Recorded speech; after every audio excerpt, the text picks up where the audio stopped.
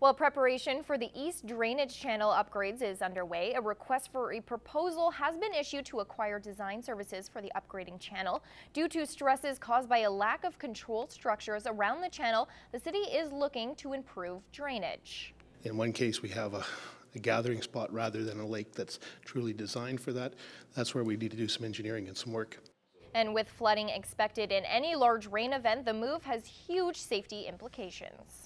In order to protect our citizens and their property and not have to deal with, I guess, the carnage that comes at the back end of these events, we have to move as quickly on these projects to make sure that we're protecting our citizens and their homes. And construction is expected in 2019. And city administration presented several draft policies in council this week, including one to address roadside memorials. This addresses requests for removing memorials that are potentially a safety hazard or have not been maintained. Families will also have the opportunity to make memorials permanent if they hold up to safety standards. When someone's grieving and suffering, I know it's a difficult time, so we want to try to be compassionate, but at the same time being realistic about what goes on in our city streets. The city is also creating a policy for flying flags and banners, which has council considering an extra flag pole at City Hall to recognize visiting dignitaries. If we had an ambassador or the consulate general from a country that was visiting our community for a period of time, we've had the consulate general from the Philippines visit in the past. So if we would like to recognize that country, it would be nice to have a flag pole to do that. The policy will be brought back in the coming weeks. Well, Border City Connect is preparing to launch a GoFundMe page to help get their accessibility ride service up to full speed. The service provides transportation for those with mobility issues, but a fire earlier this month damaged 5 of their vehicles. Now they're looking for the public's help to generate $80,000 for a new van. It'll probably be a little bit more than that, but it'll be very close. Yeah, they're usually about $95,000. And he expects the GoFundMe campaign to be active next week. Well, cafe owner in Cold Lake is not only hoping to serve great coffee, but also bring the community together through his theater productions. Matthew Churchill has the story. Kind of always had felt that we wanted to, have a kind of an arts and culture scene at the cafe, and open mic had always been taking place prior to us owning it, and so we wanted to carry on with that. Taking over the cafe in 2016, Konechny continued with open mic night, but it was after being introduced to a local artist when he decided to add a little bit of drama. And Chris Gill at the radio actually had told me that I should meet Teresa Pettit. She was a local girl here, and she had been doing theater and directing some stuff, and I had expressed, an interest in having that in our theater, having a murder mystery or that kind of thing. I got a phone call randomly from this guy who was like, hey, my name's Craig. I own Bean Trees Cafe, and I was talking to Chris Gill, and he gave me your number because I want to do a theater production. And I was like, where? Although a bit reluctant to do theater in a cafe, Pettit agreed to help Konechny host a play. They soon realized it was something the community really wanted to get behind. Pretty soon, 3 or 4 shows in on the cafe side and being able to sell everything out, we started talking about having a designated space for this. And it was after finding so much success with the shows in the cafe that Craig and Teresa decided to open up this theater right next to it. It's been an incredible journey. When we bought the cafe, I never really thought we'd be trying to spearhead arts and culture in our community. Less than a year later, the Grand Parlor is hosting its 5th production, the off-Broadway show Nonsense, something Pettit and Konechny are proud to have accomplished in Cold Lake.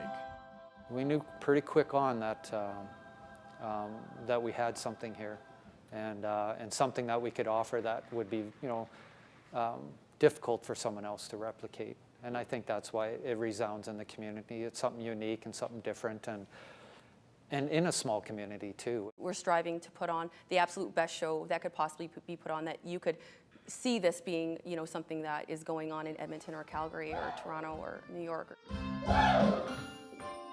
Matthew Churchill, Newcap News. Well, you may recognize him from CBC Radio's The Debaters or from Just for Laughs. And you have the chance to see him live at the Vic Juba Theatre, dubbed as Canada's hottest comedian. Derek Seguin makes his way to Lloydminster tonight. The long-form comedian says that he's excited to be in the border city.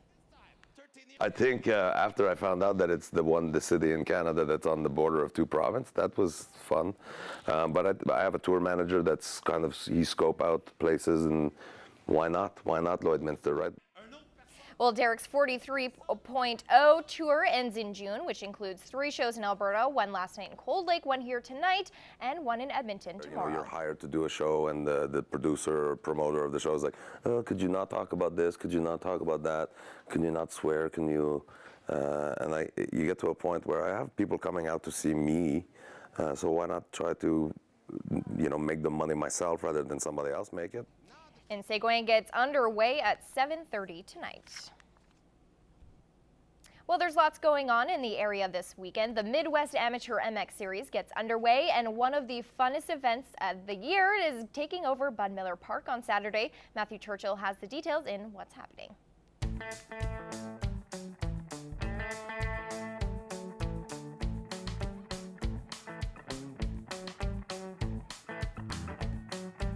Hey guys, how's it going? My name's Matthew Churchill. I'm filling in for Heather this week, and this is What's Happening.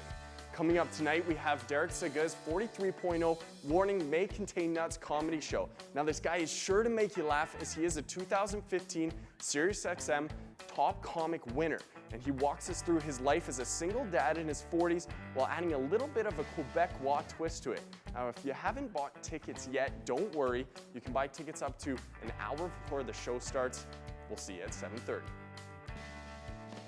Now, I can't think of any better way of getting your steps in this weekend than getting color bombs thrown at you while you do it. And that's exactly what's going to happen at the Color Run on Saturday at 10 a.m. It's a 5-kilometer run or walk. And if you haven't registered yet, don't worry about it, because you can register up until when the race starts. And don't forget your white t-shirt so you can get every color of the rainbow thrown at you while you run. Now, the CD that we're giving away this weekend is Bob Seger's I Knew You When, featuring the songs Runaway Train and Busload of Faith. Now, if you want to enter for this CD, all you have to do is go to tvcontests@newcap.ca and provide us with your name and your daytime phone number. Now, I want to thank John at Universal Music for hooking us up with these tunes. Now, if you're a fan of motocross, make sure you head up to Elkhurst Hill this Sunday for the Midwest Amateur MX Series. Now, this competition will feature kids as young as 4 years old and dads as old as 50. Now, the race starts at 9:30 a.m. Tickets are $5. Now, whatever you guys get up to this weekend, I hope you have a safe and fantastic one.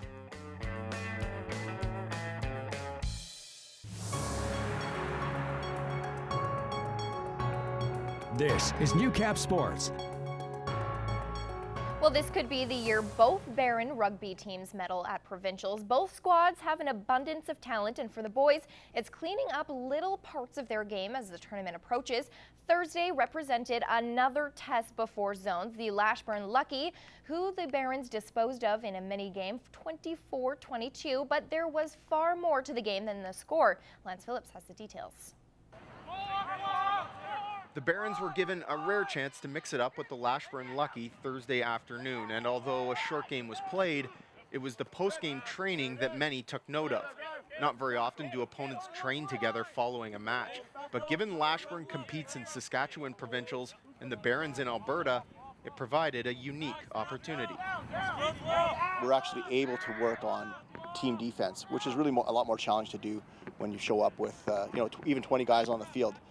So that was an opportunity to slow things down and help people really understand where alignment needs to be. We can see the flaws of each player and each team, so we can just kind of grind up together and communicate between the two, and we can explain to each other what our flaws are and what our weaknesses and strengths are. The proper way to attack is the intermingling of players also proves the rugby community is small, and that what happens on the field stays on the field.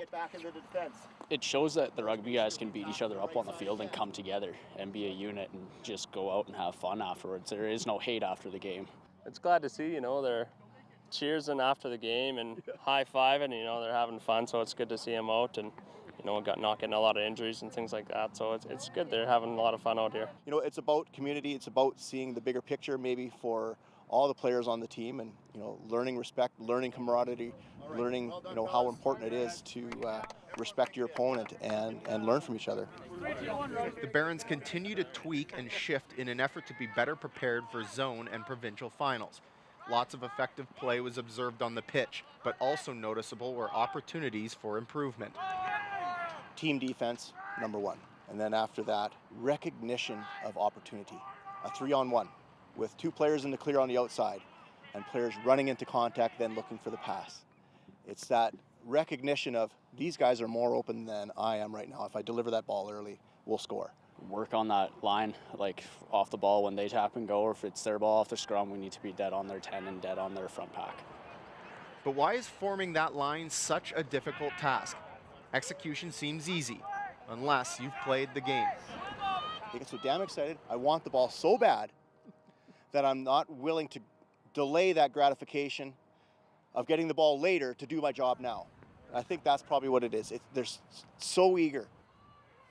And that's a high-quality mindset to have if harnessed for proper results. Lance Phillips, Newcap Sports, Lloydminster.